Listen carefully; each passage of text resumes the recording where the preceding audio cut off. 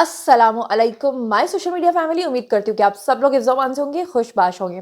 सियासी तज्ज़ियों और तबसरों के साथ आपकी खिदमत में हाजिर हूँ। इस वक्त जितने भी अहले यूथ हैं उन्होंने तो है ही, जो जितने भी व्लॉगर्स हैं ना वो सब आपको एक खबर सुना रहे हैं और वो खबर सुनाकर आपको और हम सबको दबाव में लाने की कोशिश कर रहे हैं, डराने की कोशिश कर रहे हैं। और ख़बर क्या है जिसके ऊपर इतना वावेला मचा हुआ है, तो मैंने सोचा कि क्यों ना इसके बारे में कुछ चीज़ पे बात मैं भी कर लूँ। अच्छा, खबर ये फैलाई जा रही है कि जो यूरोपीय यूनियन है जिसमें तकरीबन 27 ममालिक आते हैं, ये सारे मिलकर जो यूरोपीय यूनियन बनाते हैं, यूरोपीय यूनियन ने हमारे जो मिलिट्री कोर्ट्स हैं जिन्होंने सज़ा सुनाई है 9 मई के मुजरिमान को, जो 25 मुजरिमान हैं उनको सज़ाएं हुई हैं। आपको पता ही है अभी तकरीबन 3-4 दिन हुए हैं। अब यूरोपीय यूनियन की तरफ से ये खबर तमाम ब्लॉगर्स आपको बता रहे हैं कि यूरोपीय यूनियन ने मिलिट्री कोर्ट्स के इस फैसले की मुखालफत कर दी है और अनकरीब जो है फ़ौज के ऊपर कोई बड़ी पाबंदी लगने जा रही है। इस तरह की बातें आप लोगों ने बहुत सारे व्लॉगर्स के, बहुत बड़े बड़े जिसे कहते हैं ना कि जिनको आप तज्जिया निगार और तज्जिया कार समझते हैं, उनके मुँहों से अपनी ये सब सुन लिया होगा। अभी लेटेस्ट मैं सुन रही थी, वो मंसूर अली खान ने भी इस पे व्लॉग बनाया हुआ था और मैं इसके बारे में ज़रा आपको ये बताना चाहती हूँ कि पीटीआई जो है उन्होंने बेसिकली जो लॉबिंग फर्म्स हायर की हुई हैं उन्हीं की वजह से, आपको पता है कभी ये लोग कहते हैं कि जी हमने रिचर्ड ग्रेनल से आपको ट्वीट करवा दिया है, वो तो बाद में पता चला कि रिचर्ड ग्रेनल जो है वो दरअसल इनका अपना जिब्रान इलियास निकला था, जिसने वो अकाउंट खरीदा हुआ था और लोगों को बेवकूफ़ बनाया जा रहा था कि जनाब रिचर्ड ग्रेनल जो है वो सारा मिलिट्री के खिलाफ जो है वो ट्वीट्स कर रहा है। अब ऐसे में पीटीआई ने जनाब जी यूरोपीय यूनियन को लॉबिस्ट के ज़रिए, लॉबिंग फर्म्स के ज़रिए जो है वो हायर करके इंतशारी यूरोपीय यूनियन से मिलिट्री कोर्ट्स के खिलाफ बयान जारी करवाया। अब पीटीआई को ये लग रहा था कि हम लोगों ने बहुत बड़ी कामयाबी हासिल कर लिया, क्योंकि जब यूरोपीय यूनियन की तरफ से फौज के ऊपर, मिलिट्री कोर्ट्स के ऊपर एक दबाव आएगा तो इमरान खान को छोड़ दिया जाएगा। अब मज़ेदार बात यह है कि ये बयान जारी करवा के दरअसल ये लोग खुद फंस गए हैं।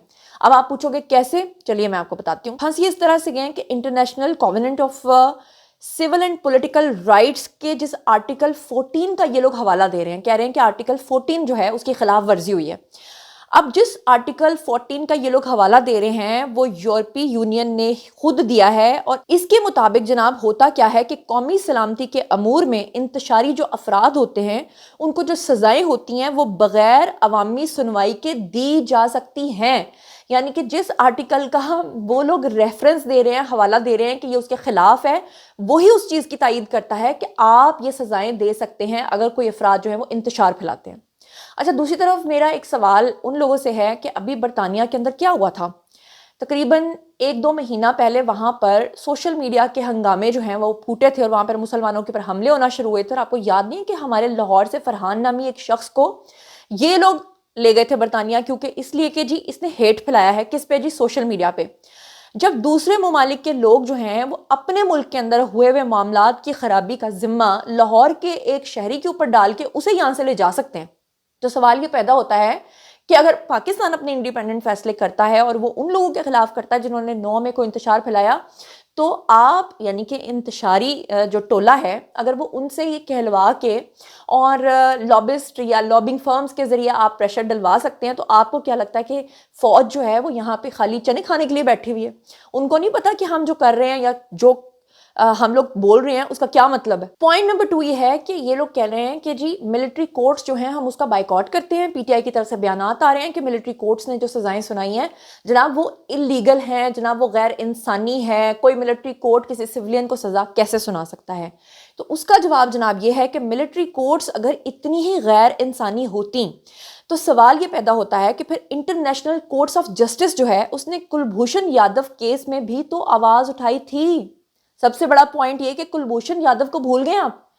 अच्छा, फिर मजेदार बात यह है कि पाकिस्तानी सुप्रीम कोर्ट का जो आईनी बेंच है उन्होंने 13 दिसंबर 2024 को मिलिट्री कोर्ट्स को खुद सजा सुनाने की इजाजत दी थी। ये आपके मुल्क का सुप्रीम कोर्ट अगर आपके हक में फैसला कर रहा है तो आप उसको बदल नहीं सकते।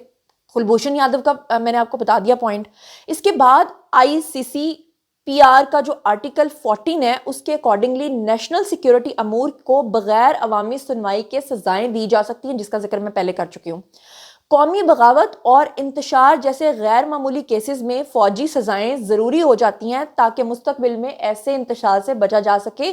اور یہ ISPR کے ریلیز میں بھی آپ نے دیکھا کہ اگر وہ چاہتے تو معافی دے سکتے تھے, لیکن اگر وہ معافی دیں گے تو اس کا مطلب یہ ہے کہ وہ سب کو کھلی چھٹی دیں گے کہ جب جس کا دل چاہے وہ کسی کے اوپر بھی حملہ کر دے, کسی بھی ادارے کے اوپر چڑھ دوڑے. اچھا, پھر PTI جو ہے وہ یہ جو راگ الاپتی ہے کہ جی ہمارے ساتھ بڑا ظلم و ستم ہو گیا, ہم تو ترقی کی راہ پر گامزن تھے, ہم تو کرپٹ پارٹیز کے, وہ جو ایک شخص تھا جو کہا کرتا تھا کہ جس دن خان صاحب آئے گی 200 ارب لائے گی, وہ تو خود غائب ہو گئی. اور پھر BRT کا منصوبہ آپ کے سامنے ہے. پھر تیسری ٹرم ان کی خیبر پختونخوا کے اندر, انہوں نے آج تک وہاں پر ایک اینٹ بھی نہیں لگائی. اب جناب ضلع لوئر دیر کے اندر جو بلمبٹ پارک ہے جی PTI کا, 13 سالہ دور حکومت میں بھی وہ مکمل نہیں ہو سکا. جو اتنی نااہل حکومت ہے کہ 13 سال میں ایک پارک مکمل نہیں کر سکی, سوچیں کہ اس حکومت کا کیا حال ہوگا اور وہ پارٹی کیا کر رہی ہے. اور سب سے بڑی بات جو ان کا ابھی کرپشن کیس سامنے آیا, اس میں انہوں نے جو فنڈز نکالے تھے اس پارک کو مکمل کرنے کے لیے, اس کو بھی یہ لوگ کھا گئے اور غائب کر دیا ہے. علاقہ حکیم جو ہیں ان کا کہنا ہے کہ اس پارک کے لیے 3 سال پہلے دوبارہ سے ہم نے فنڈز اکٹھے کیے تھے, لیکن پارک کی باؤنڈری وال کے علاوہ گراؤنڈ میں کسی قسم کی سہولت میسر نہیں ہے. یہاں تک کہ واکنگ ٹریک اور دیگر کھیلوں کے جو منصوبے تھے وہ بھی یہاں پر ابھی تک نہیں ہوئے. تو یہ صرف پارک کی بات نہیں ہے, بلکہ یہاں پر اور بھی بہت سارے منصوبے ہیں جو پاکستان تحریک انصاف نے منظور تو کروا لیے ہیں, جس کے مطابق انہوں نے یہ تو کہہ دیا کہ پیسہ وہاں سے نکال دو, فنڈز نکال دو, لیکن اس کے بعد یہ وہ سارا پیسہ خود کھا گئے ہیں. عمران خان جو ہیں ان کے بارے میں ابھی کون کہہ رہا تھا کہ جی شوکت خانم کا فنڈ اگر بند کر دیا جائے تو عمران خان کنگال ہو جائیں گے, کیونکہ شوکت خانم کے نام پر ہی سارا پیسہ ادھر سے ادھر ہوتا ہے. پھر 190 ملین پاؤنڈ کا جو کیس ہے وہ اوپن اینڈ شٹ کیس ہے. اچھا, اب میں آپ کے سامنے نا محسن بیگ کا ایک کلیم ہے جی, وہ رکھنا چاہتی ہوں. محسن بیگ نے یہ کلیم کیا ہے کہ 23 نومبر کو بیرسٹر گوہر جو ہیں وہ اپنے ساتھ ایک فارنر لے کر جیل میں عمران خان سے ملاقات کے لیے گئے تھے, کیونکہ عمران خان بقول محسن بیگ کے کہ اسرائیل کے لیے کام کرتے ہیں اور اسی لیے تمام دجالی قوتیں عمران خان کو سپورٹ کرتی ہیں. اسی لیے انہوں نے باہر سے ایک گورا بھیجا تھا عمران خان کے بارے میں, اور جب عمران خان آئے وہ گورا آیا, ڈیل ہو گئی, اور عمران خان کے ساتھ یہ ڈیل ہوئی کہ وہ خیبر پختونخوا منتقل ہو جائیں گے اور کبھی بھی سیاست میں نہیں آئیں گے. تو پہلے عمران خان مان گئے اور بعد میں مکر گئے. کیوں مکر گئے؟ اور بعد میں عمران خان کو اس بات کا ڈر ہو گیا کہ میری جو ڈیل کا ویڈیو ہے وہ منظر عام پر آ گیا تو پھر میں کیا کروں گا, تو عمران خان مکر گئے. کیا کہا انہوں نے, ذرا آپ یہ بھی سن لیجیے. اچھا بھائی صاحب, آپ نے بڑا انکشاف کیا کہ عمران خان کے ساتھ ڈیل ہو گئی تھی, تمام معاملات جو ہیں وہ فائنل بھی ہو گئے تھے, اور عمران خان رہائی کے بعد خیبر پختونخوا منتقل ہونے کے لیے بھی راضی ہو گئے تھے. پھر جو شرط ڈیل کرنے والے ہیں انہوں نے یہ شرط رکھی کہ ایک ویڈیو میسج ریکارڈ کیا جائے گا, اور پھر آپ یہ کہتے ہیں کہ خان صاحب اس کے اوپر بھی راضی ہو گئے تھے. پھر انہیں اچانک یہ احساس ہوا کہ یہ جو ویڈیو ہے یہ تو لیک بھی ہو سکتی ہے. تو اتنا سب یہ کب طے ہوا؟ کیا پہلے سے پس پردہ کوئی مذاکرات چل رہے تھے؟ دیکھیں, اس میں گوہر صاحب جو ہیں بیرسٹر گوہر وہ جیل میں ساتھ گئے تھے. ڈیٹیل وہ آپ کو بتا سکتے ہیں آن آؤٹ, اگر ان کو قرآن پہ ہاتھ رکھ کے اگر وہ بلیو کرتے ہیں قرآن پہ تو سچ بتا دیں گے. 26 نومبر سے پہلے گئے تھے سر؟ نہیں, 23 کو. اچھا 23 نومبر جی. اور ان کے ساتھ جو فارنر تھا وہ بھی ان سے ذرا پوچھ لیں کون تھا, میرے پاس تو ان کی ڈیٹیل نہیں ہے. رہ کی بات دیکھیں, ایک منٹ, غیر سیاسی تھا؟